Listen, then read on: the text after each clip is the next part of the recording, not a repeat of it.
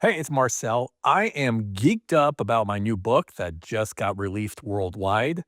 If you haven't heard, it's called Humane Leadership: Lead with Radical Love, Be a Kick Ass Boss. Now, if you love the podcast, you're going to love the book. I spent several years researching the best skills and behaviors of people leaders that engage employees and drive results through a humane approach of empowering humanity, developing trust, and getting the best out of people. It's out now. Get it wherever books are sold. Humane Leadership: Lead with Radical Love, Be a Kick Ass Boss. Check the link in the show notes and grab your copy. Welcome to the Love in Action Podcast. I'm your host, executive coach, speaker, and author, Marcel Schwantes.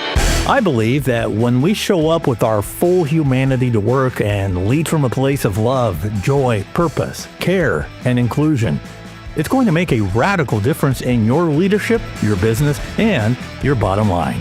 This is a show about actionable, practical love, the verb, as a leadership and business strategy.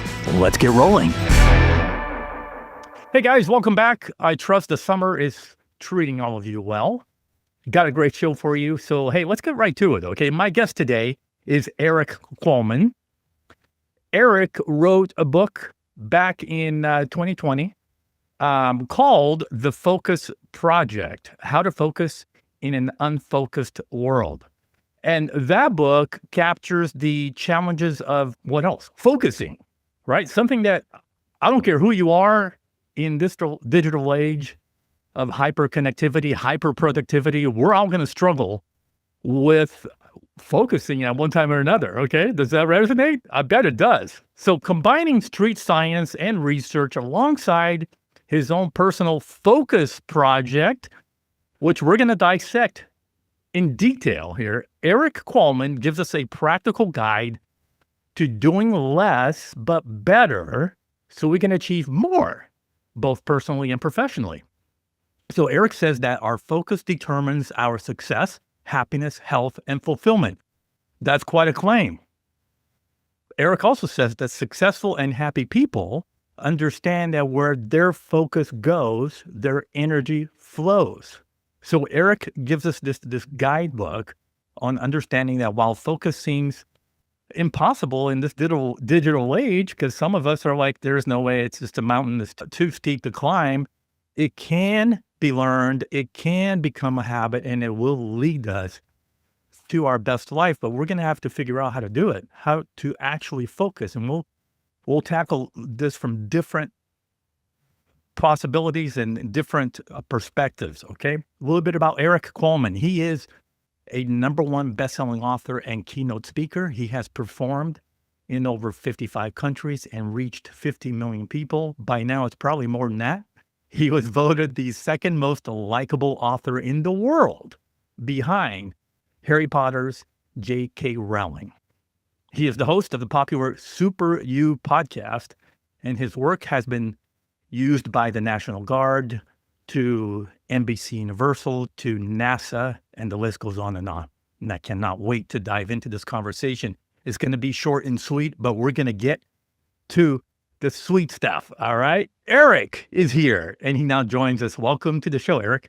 Oh, great to be here, Marcel. Thanks for having me on here, and thanks to all your listeners as well. Yeah. All right, let's dive in. First, the traditional how we kick off the episode with every guest. You ready? Ready to roll. What's your story?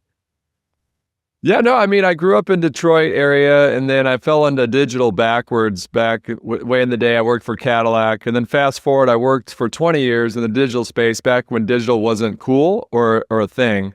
So I was at Yahoo in the late 90s. So I was out in Silicon Valley. So here's a kid from Detroit out in Silicon Valley. And then fast forward, I was head of marketing at TravelZoo. I wrote a book called Socialnomics in 2009. So MySpace was the biggest thing. From a social perspective, most people thought it was for teenagers. I wrote a book that said it's not for teenagers. It's going to change the way we communicate and live. And it's for business. It's for politics. It's for everything. You have no idea what this revolution looks like. And so fortunately, it was the right place, right time. That was Socialnomics. I never thought I'd do this for a living, but 6 books later, mainly I write books and then speak on stage on those books, usually for an hour keynote at these large conferences or a sales kickoff. And then we own an animation studio as well. And we do some kids board games as well to keep kids off their screens because it's really a balance, Flintstones, Jetsons. So essentially we're an edutainment company at Equal Man Studios. But as you mentioned, my last book is The Focus Project. What the heck does that have to do with digital? Well, the previous 5 books are like, get into this stuff, get into your phones. This is how you remove friction. This is how you revolutionize things. And then people got too far into their phones. I'm like, whoa, whoa, whoa. Yeah. And I was struggling with it as well. I think all you listeners can relate is that at the end of the night, every night my hair was on fire. I was running 1,000,000 miles an hour. I felt like I wasn't getting anywhere. I was like, all right, I'm not going to do that again tomorrow. And then again, it was rinse, wash, repeat. And the more people I spoke with, whether it was a CEO, whether there was a school superintendent, whether it was a stay-at-home dad, it was the same. They thought that they needed more time, but what they really needed was more focus. And so that's why I undertook the Focus Project, which was supposed to be a year. But we'll get into it. It took 2 years because that's how hard focus is. I had 5 basically failures. You're either winning or you're learning. And so during that failure, I was learning. And so on that 6th time, I finally got it right and did a full year, just hyper-focused, no pun intended, on how do I focus on big things versus busy ones. And that's really my why, is how do I unlock and unleash your best self through focus? How do we focus on big versus busy? How do we focus on being that change versus fearing that change? And along the way, Flintstones, Jetsons, offline, online, how do I use technology to not hurt my focus, but actually help me out on a day-to-day level to remove friction and allow me to focus on those biggest things, those big goals we have? Yeah. Okay, can't wait to get into that 1 year long experiment that you did on yourself. But first, let me back up a little bit, okay? We are in a world that's so full of noise, distraction. What does focus really mean today in 2025? And also, why are we so bad at it? Yeah, I mean, there's a $1 billion industry on time management. So there's a lot of people that talk about time management because there's money involved. But I think that's a falsehood. And this is why I say that. Yeah. Is for all our listeners out there, if I were to give you 48 hours, so I just doubled your amount of time you have per day, would you get everything done?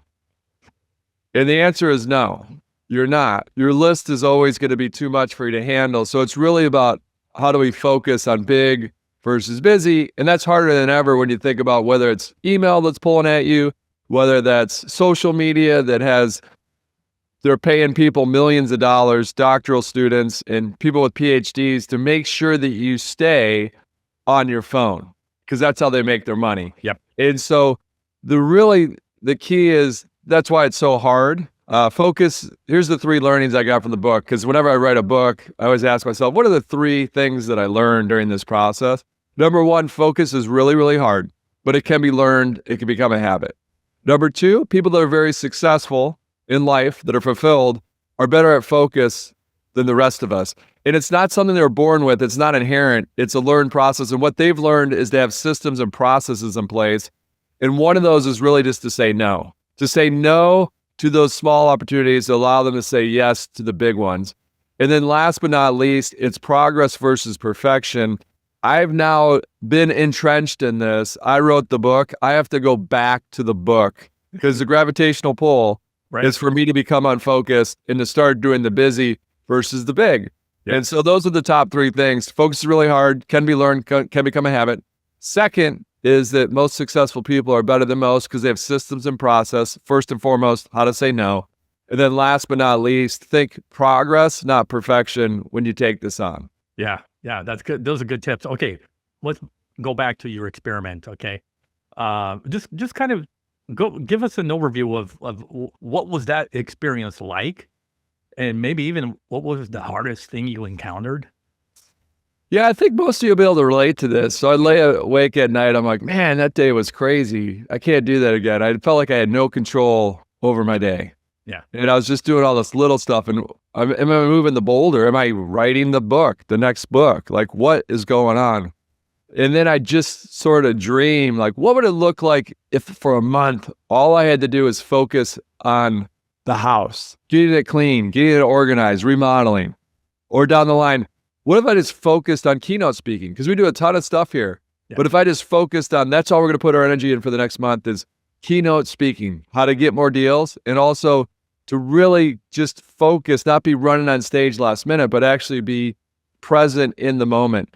And so that's what got me excited. I go, well, why don't I take on a project to where I'm not going to be able to focus a full month? That's not realistic in today's world.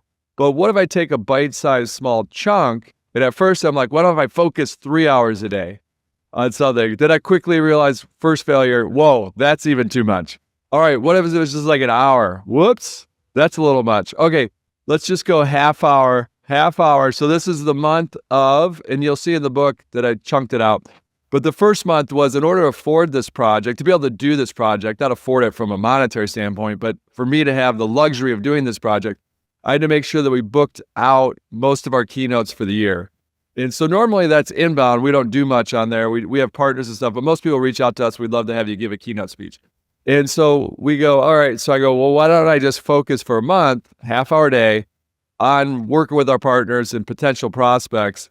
And so that was the first month. And again, the hardest part was failed 5 times because literally the first couple times I'd devote 18 minutes, not a day, 18 minutes for the month, because that's how hard focus is. I start getting pulled into email, social media posts we have to do, doing some stuff for clients. And I go, okay, once we finally got it right, then that just showed the power of that magnifying glass. So if you just spraying a magnifying glass around, it's not going to do anything. But if you hold it constant on a focal point, all of a sudden it can burn through that wood, burn through that wall. And so the 6th time it actually worked.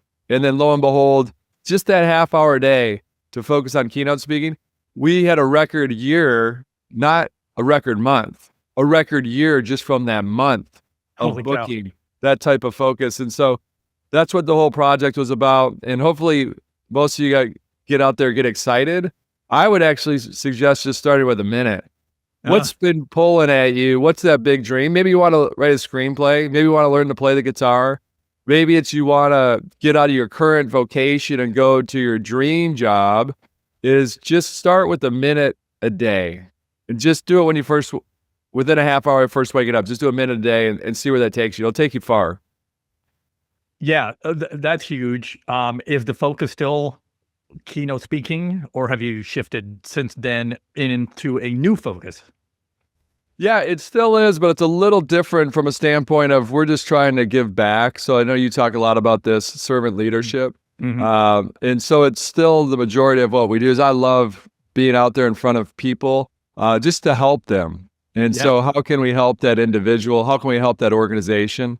So yeah, it is the number one thing that we do at Equalman Studios. Obviously we do a lot with the other stuff I mentioned, which I won't bore you with, but yeah, that's the primary goal is how can I help those sitting in the audience? Yeah. So it is fascinating to me that even somebody like you would be distracted in a 30-minute time frame to even focus on what mattered most and the focus was keynote speaking. All right. And you were like struggling with that. How did you finally get to the point where you were completely just locked in for those 30 minutes? I mean, you're asking people to try for 1 minute. So explain the 30 minutes and how did you get to that sweet spot? So it's still difficult. So I'm saying this like yesterday, I failed at this. So it's really just understanding that progress over perfection, but figure out what works best for you. For me, it's really the day before writing down what is the number one thing. What's the one thing, if I do it well, makes everything else either easy or unnecessary. So that's a good start because some of you might be asking, well, what should I focus on? And so first of all, a lot of people don't know what their passion is. So let's start with just first principle. What's your passion? And some of it's you're 18 or 80, you don't know what your passion is. That's normal. So don't stress out about it. I've talked to enough people across 60 countries to realize that's a norm. Right. But just write down at the end of the day what made you the happiest and why, and you'll start to see a pattern. And then if you can put a vocation around that, even better. So figure out what makes you the happiest and why. Yeah. And then you've got your passion. And then once a lot of you know what you're doing. And so, okay, well, how do I focus on the big thing? And so again, progress over perfection. The thing that helps me out the most is write down, I'll look at my list and I'll circle, what's the one thing on this list that if I do it well, makes everything else either easy or unnecessary? So for example, if I get booked for a big keynote on stage, that's going to make everything else easier. We're going to sell more books. We're going to sell more board games. We're going to have more free press out there. So it's that flywheel. And so, for example, that might be what I circle. All right, the number one thing is to make sure that we're oiling the keynote speaking machine, everything we can do around that, whether it's videos, blah, blah, blah. Won't bore you with that. But it's really about focusing. The night before, I write down what is that one thing.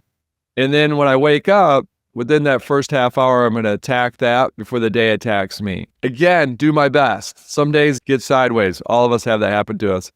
But if you put that minute in, that minute usually turns into 5 minutes, 15, 20, 30, an hour. And then you're playing with house money the rest of the day. You might actually come back to it even. But you've kind of tackled the most important thing, which often is the most difficult thing. And that's why we don't do it. We avoid it. We answer email because we think we're having progress with email. But that's really just a dopamine hit that's reminding us, oh, hey, you got to be careful with how that can suck you in. But that's the key for me. Write it down the day before. Then in the morning, I already know what I'm going to get. I get up, I look at it, I go, all right, let's get after that as best we can. Okay. Can I elevate the conversation to maybe from a solopreneur, trying to build a business, they're a creator, people like us, right? Doing podcasts, writing books, okay? To the CEO or maybe the C-suite member who has a team. They have different stakeholders. They respond to a board, okay? So I coach some of these people, and they feel such enormous pressure to do everything. Sure. And so they struggle with deciding what to say no to without feeling guilty, because they feel like they're going to be letting someone down or not meeting someone else's expectations. No, for sure. And so when I work with boards, a lot of times those CEOs have so much on their plate and demand, executive suite, even the vice presidents, the directors, they all do. Is you've got to get on the same page. What does success look like? What am I going to be judged on in this role? So at the end of this year, what is the grade? What are we looking at metrically? And so try to keep that tight. So let's say it's these three things, 1, 2, 3. But let's say this is the number one thing: grow revenue, whatever it is, grow subscribers, grow brand recognition, doesn't matter. Is that make sure everyone's collectively on the same page. What does success look like? How am I going to be measured? Then that allows you, when you get these requests, to look at that number one thing and go, how is that contributing to this, if at all? If it's not, that needs to be an immediate no. Mm-hmm. Or if you think about it a different way, whether it's personal life or whether you're at work, is I always like to say, if it's not a hell yes, it should be a hell no. Oh, I got 2 Super Bowl tickets. You want to go? Hell yes. Oh, there's a cocktail reception in 2 weeks. You want to go? And you're thinking, that'd probably be good for me. Don't really enjoy those, but I should probably say yes. And that should be a no. Because then when that rolls around, you might cancel, then you let that person down, or you're just not going to look forward to it, and then you can't work on the thing that you should be working on. And so it's really about understanding, getting on the same page. What does success look like? And then seeing when you're being asked for something, does it contribute toward that end goal? And if it doesn't, then you need to move forward. And understand that this is a learned process for everyone. So if you look at Warren Buffett and Steve Jobs, Bill Gates, they became fast friends. And Bill Gates thought a good CEO has their calendar completely full. And Warren Buffett just has this flip notebook, literally ruled line of paper that has 5 things in it for the month. And Bill's like, that's your calendar? That's what you have? He goes, well, I need time to think. And so the answer, as we all know, is somewhere in the middle. And so they both learn from each other, but it's not having your day completely jam-packed. You got to have time for yourself. And as best you can, it's harder. Even if you're a CEO, you have people pulling at you. And I know you've got demands, whether it's your wife, whether it's at work. So you got to figure out what is practical and try to block that time off for yourself. Yeah, I love that. I love the idea of blocking time to think as well, which Buffett basically is big on that. Okay, let's talk about technology. We already agreed that it's one of the biggest focus killers, maybe. But yeah, here we are. We need our devices to function and do work. So do you have any favorite hacks, if you will, or things that you do to maybe stay digitally disciplined with your devices. Yeah, I mean, I'm a big fan of the 20/20 rule. And so we're consuming more blue light than ever before. And so we have no idea what the long-term ramification of that is. But the short term is it makes your eyes tired, which makes your entire body tired. And so the 20/20/20 rule is that every 20 minutes, you should take a strategic break, stand up, motion creates emotion, which creates energy, physically look at a fixed object at least 20 feet in the distance for 20 seconds. And what that'll do is it'll help reset your eyes. It removes that eye strain. But ironically enough, you're kind of killing two birds with one stone because most of us actually work best in 20-minute segments. Test it out. Some of you might be 25, some of you might be 30, but most of us work best in 20-minute segments. So instead of, I always thought, well, I'm going to sit here and just rock this book out for the next 4 hours. Absolutely not. Every 20 minutes, I want to take that 1 minute strategic break, physically move, and then reduce that eye strain, but also it's resetting my brain. And so the same should apply with anything you do, is try to set those timers. So if you go on social media, set those timers. Go, it's a nice break, but I'm going to set this timer. And when it goes off, that's where it takes a lot of discipline because you can just hit ignore if you put those blockers on.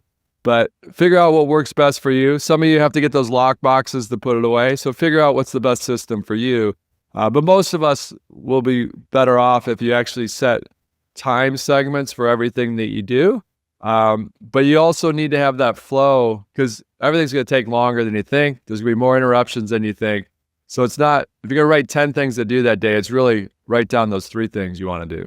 Okay. So I'm going to narrow it down to, say a listener wants to start their own focus project tomorrow. Okay. What's that one thing that you would tell them to do? Understand you're not going to get it right the first time. So I failed 5 times at it. So it's good. Just take that step. The one thing you're going to do is just keep it as simple as possible. Again, 1 minute, do it. Or you might want to write a book. Just say, I'm going to write a sentence. I'm going to write a sentence a day. That's my goal. Just one sentence. It might be a terrible sentence, but I'm going to write a sentence a day. And what you'll find is you're going to write more than a sentence. Some days you're going to write for 4 hours. PJ Fogg out of Stanford, his thing is floss 1 tooth, which sounds ridiculous, right? Floss 1 tooth. But when you floss one, you're most likely going to floss all of them. Just as a nice side note, you live 6 years longer if you floss your teeth. No one knows if that's because you're probably doing other things lifestyle-wise or it's actually the flossing of the teeth. Most people think it's just if you have that discipline to floss your teeth, you're probably disciplined in other areas of your life. And so it's just really fascinating to look at some of these longevity items that relate to that type of focus. That's great. All right. I know we got to get going, but I want you to bring our listeners home with a key takeaway from this conversation, maybe even your book. What can people take away from our chat today? Yeah, my hope is takeaway is like focus on big things, not busy ones. Life is very, very short. And so most of us think we're going to have more time tomorrow to do something, but attack whatever your dream is today. Even if that's just a minute, don't hold it off for tomorrow. Just put in that minute, floss that 1 tooth, write that 1 sentence for that screenplay, whatever it might be, string that 1 note on the guitar if you want to learn the guitar, and try to protect that time. Attack the day before it attacks you. Try to do it in the morning while your brain's still fresh. Most of us are like an iPhone. By the end of the day, our charger has gone down. And so while your brain is at its cognitive highest, attack those more difficult things. Save the email for later, which doesn't take a lot of brain power. And just have fun with it. Go for it.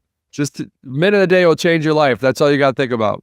I feel inspired and empowered in my own work, Erik. So again, the book is called The Focus Project. Get it wherever books are sold. Hey, if people want to connect with you and find out more about you and what you do, where can they go? Very easy. My name's Erik Qualman, but if you take that first initial last name, it's Equalman at equalman.com. It sounds like a superhero, Equalman. That's why I wear these crazy green glasses. But it's just Equalman at equalman.com. And feel free to reach out to me. I'd love to hear from you. Yeah, it's been a blast hanging out with you. Appreciate your time. No, thank you. It's been great. Yeah. And gang, keep the conversation going on social media with #Love and Action Podcast. And if you want to check out Erik's crazy green glasses on YouTube and this very episode, go to my website at marcelschwantes.com, and everything is there. So for Erik, I'm Marcel. We'll see you next time. Take care. Thank you. Thank you for listening to the Love in Action podcast. If you enjoyed today's episode, please share it, subscribe, and leave us a review. Until next time, don't forget, the future of leadership is love in action. Believe it, practice it, and watch your leadership and business flourish.